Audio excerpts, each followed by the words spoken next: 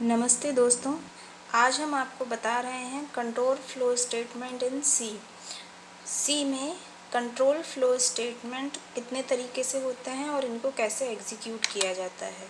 सबसे पहले इसका इंट्रोडक्शन हमने दिया है। कंट्रोल फ्लो स्टेटमेंट जो होते हैं वो ये स्पेसिफाई करते हैं कि प्रोग्राम का कंट्रोल किस फ्लो में रहेगा, मतलब प्रोग्राम में जो इंस्ट्रक्शंस हैं वो किस ऑर्डर में एग्जीक्यूट होते हैं वो हमें इन स्टेटमेंट से पता चलता है। स्पेशली सी में 4 टाइप के कंट्रोल फ्लो स्टेटमेंट्स होते हैं, जैसे decision making statement, selection statement, iteration statement और जंप स्टेटमेंट। तो आगे हम वीडियो में इन चारों स्टेटमेंट्स के बारे में पढ़ेंगे, इनके सिंटैक्स को देखेंगे। पहला है डिसीजन मेकिंग स्टेटमेंट। इसमें इफ़ एल्स स्टेटमेंट आते हैं, मतलब कोई भी लॉजिकल टेस्ट करने के लिए हमें इफ़ एल्स स्टेटमेंट की ज़रूरत होती है, इसीलिए इसको डिसीजन मेकिंग स्टेटमेंट भी कहा जाता है। यहाँ पे 2 पॉसिबल एक्शंस लिए जाते हैं जिन पे हमारा आउटकम डिपेंड करता है। नीचे हमने इसका सिंटैक्स दिया है आपको। सिंटैक्स में देखिए हमें 2 ब्लॉक दिख रहे हैं। एक इफ़ का ब्लॉक है, जो पहले ब्रैकेट बने हुए हैं वो इफ़ का ब्लॉक है, उसके नीचे एल्स का ब्लॉक है। दैट मीन्स कि if the condition will be true तो इफ़ ब्लॉक एग्जीक्यूट होगा, otherwise else block will be executed. तो कंडीशन के अकॉर्डिंग दोनों ब्लॉक एग्जीक्यूट होते हैं। Second one is selection statement. यहाँ पे हम स्विच स्टेटमेंट को यूज़ करते हैं, जिसको हम सिलेक्शन स्टेटमेंट बोलते हैं। ये ब्रांचेस के फॉर्म में होता है। दैट मीन्स कि यहाँ पे बहुत सारे code segment, different code segments होते हैं और उनकी जो वैल्यू होती है वो एक वेरिएबल पे बेस्ड होती है। ये वेरिएबल या एक्सप्रेशन जो भी है वो इंटीजर टाइप का ही होना चाहिए। यहाँ पे हर कोड सेगमेंट में एक ब्रेक स्टेटमेंट होता है, जिससे उस सेगमेंट के एग्जीक्यूशन के बाद हम उस सेगमेंट से बाहर आ सकते हैं और इस स्विच ब्लॉक को स्किप कर लेते हैं। तो लास्ट में ब्रेक स्टेटमेंट लिखना बहुत इम्पॉर्टेंट होता है जब हम स्विच स्टेटमेंट को एग्जीक्यूट कराते हैं। इसका सिंटैक्स देखिए, यहाँ पे स्विच के साथ ही हमने एक्सप्रेशन को लिखा हुआ है, जो कि हमने पहले बताया था कि ये इंटीजर डेटा टाइप होना चाहिए। नीचे अलग अलग केसेस में अलग अलग वैल्यूज़ दी हुई हैं, उनके अकॉर्डिंग हमने उनके ब्लॉक बनाए हैं और हर स्टेटमेंट के पीछे ब्रेक लिखा हुआ है। तो स्विच में जो भी एक्सप्रेशन होंगे उनके अकॉर्डिंग केस वैल्यूज़, केस के सेगमेंट रन होंगे।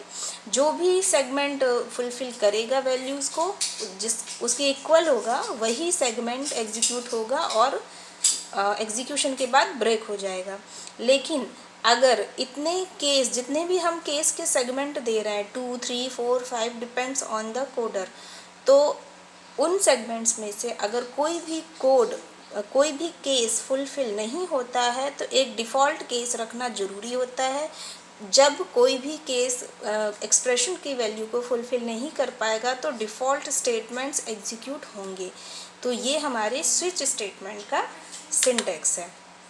उसके बाद आते हैं इटरेशन स्टेटमेंट।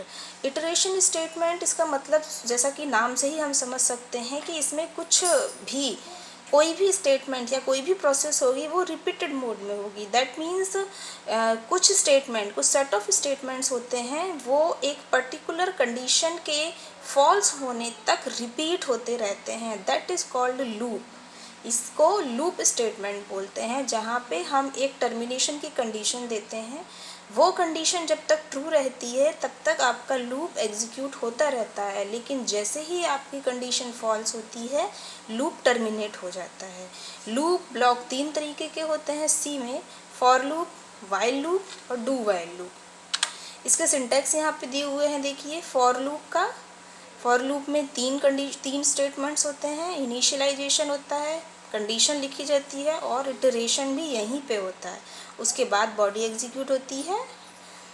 वाइल लूप, उसकी कंडीशन दी हुई है, वाइल के साथ वाइल की कंडीशन लिखी जाती है।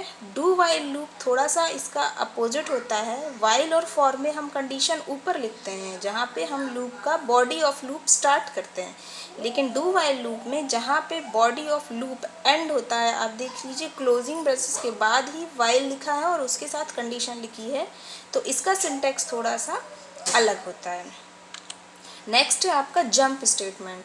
Jump statement cause an unconditional jump to another statement elsewhere in the code. हमारे पूरे कोड में कहीं पे भी हमें लगता है कि हम स्टेटमेंट से, एक स्टेटमेंट से किसी और स्टेटमेंट पे, किसी और जगह पे जंप करना चाहते हैं तो हम जंप स्टेटमेंट का यूज़ करते हैं।